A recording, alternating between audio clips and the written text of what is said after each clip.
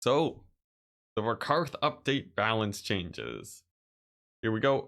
Nothing too much has really changed. I'll skip over any campaign things since none of them really relate to any campaigns I am doing right now. And I'm sure you've already heard of it. Sisters of Twilight campaign got changed. Marathi, Lokir, Fellheart. Changes all around, some bug fixes. But the real thing that us multiplayer fans are looking for are the battle changes. So, very quickly, I'm going to skim over most changes that aren't very important, and I'll focus more on any changes that sorry, that screen is probably really big, so let me just adjust that real quick.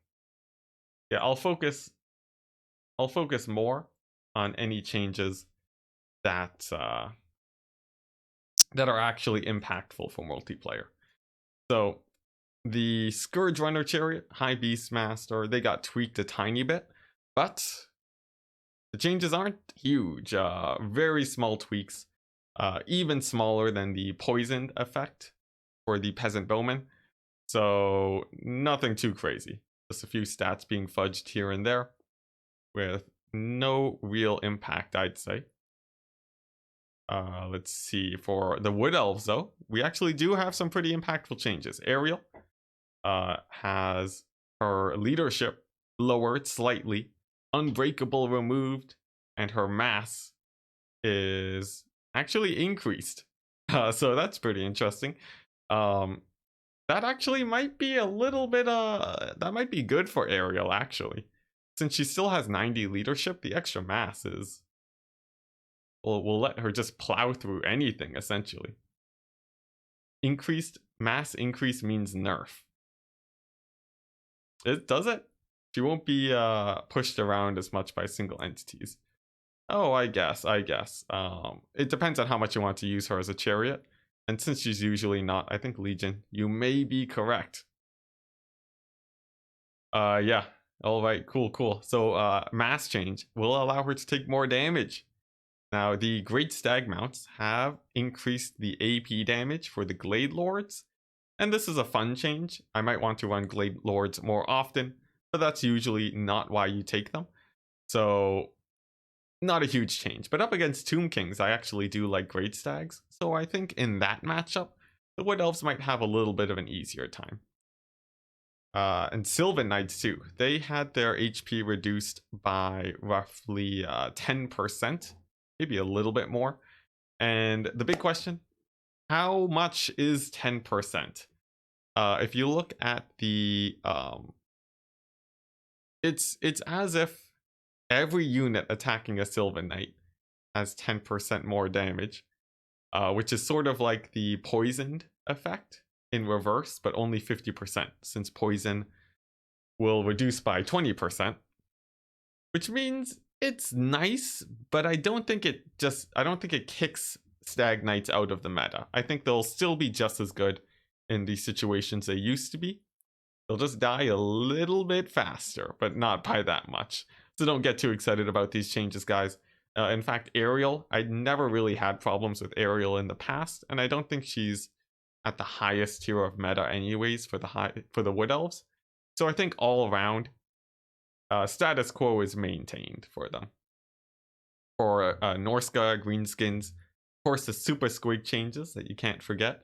Huge, 6 times their HP buff. But jokes aside, we move on to Skaven now, and their mass has been reduced. Brood Horrors all around are much less massive. You'll have to test it to figure out how you feel about it. But if they get bogged down by infantry a little bit more, that will be a pretty nice buff. A little bit less tanky too. With the melee defense of -10, actually quite impactful. With a +8 melee defense change for Chaos Warrior Halberds, it essentially just pushed them straight into the meta. So this is actually rather large. And the Brood Horrors will be much easier to kill off at this point. But I think in the hands of top tier players, this won't matter as much as you might think. since the Brood Horrors are more mobile elements. They're there to provide hit and run strategies with their charge bonus and mobile terror. It's not the biggest change. I think people will still be using them in the future patches. Now let's see what else. These are the mounts, by the way, too. The actual Brood Horror unit, just getting down to 30 melee defense, missile resist reduced actually, which is that is pretty impactful. But again, missiles already killed Brood Horrors like no one's business, so the fact that it kills them even faster isn't really the biggest change. Top tier players won't let their Brood Horrors get shot by missiles anyways. So I think even this isn't the biggest change, but it does help a little bit.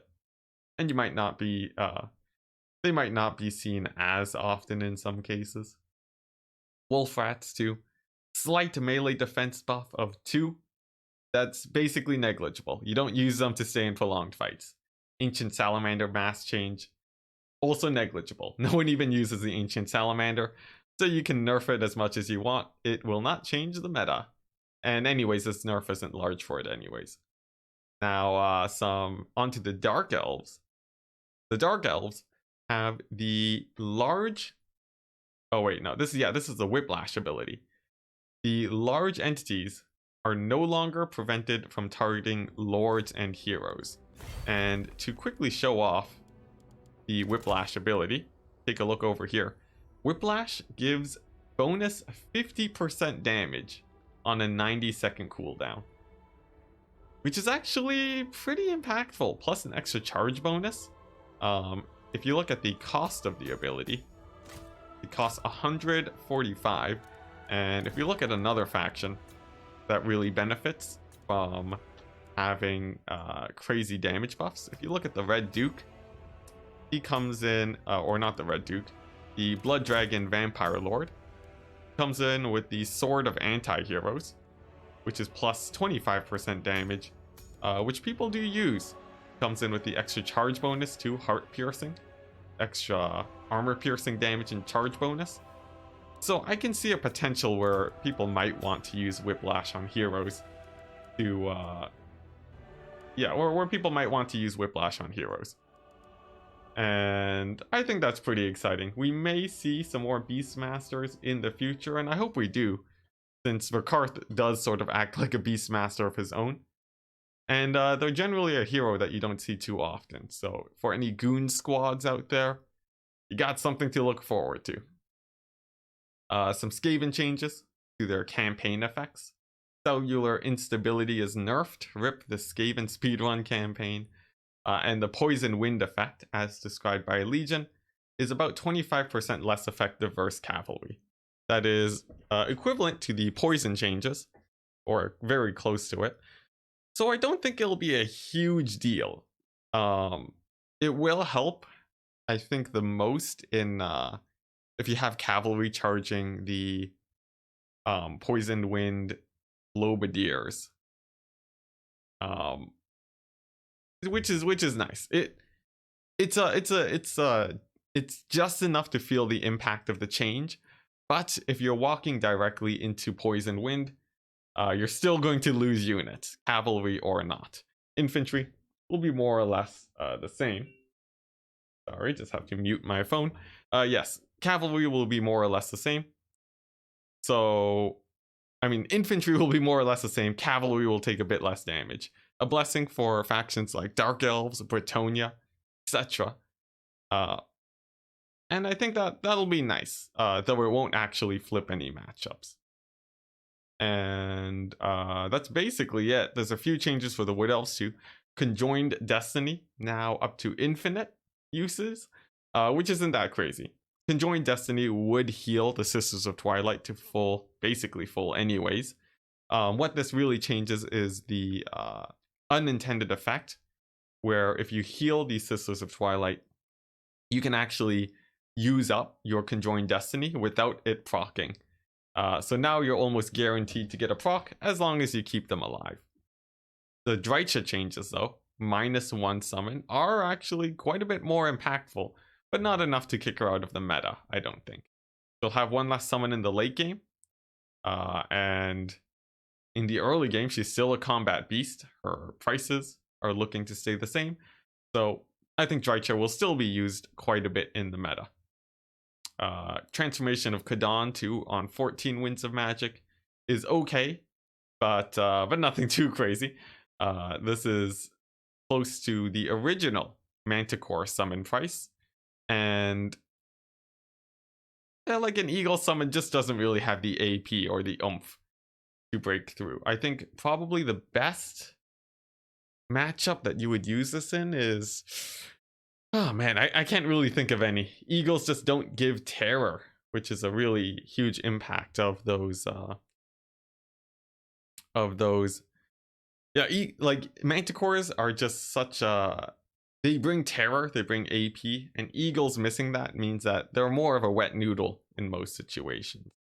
And also, of course, the Cloak of Isha got nerfed 44% to 20%, but honestly, I haven't seen Orion in many of my games either. So, although a lot of people had problems with the Cloak of Isha, I don't think we didn't see Orion run that often, and he wasn't really dominating too many matches either. Wood Elf Kite builds and Cavalry builds were still most dominant in terms of what I've been seeing. So although this is nice for anyone who dislikes Orion and Aerial, I think not too much changes there. The actual core strength of the Wood Elves is mostly the same. So there we go. Some pretty quick patch notes. In general, I think some of the annoying things for a lot of people have been nerfed. Specifically Orion and Aerial and Brood Horrors. But I don't think it's enough to really shake up the meta. These types of changes aren't huge. So I'm excited to go into the new meta, even though it is the same. I think it'll change. Some matches will be a little bit closer, but that's basically it.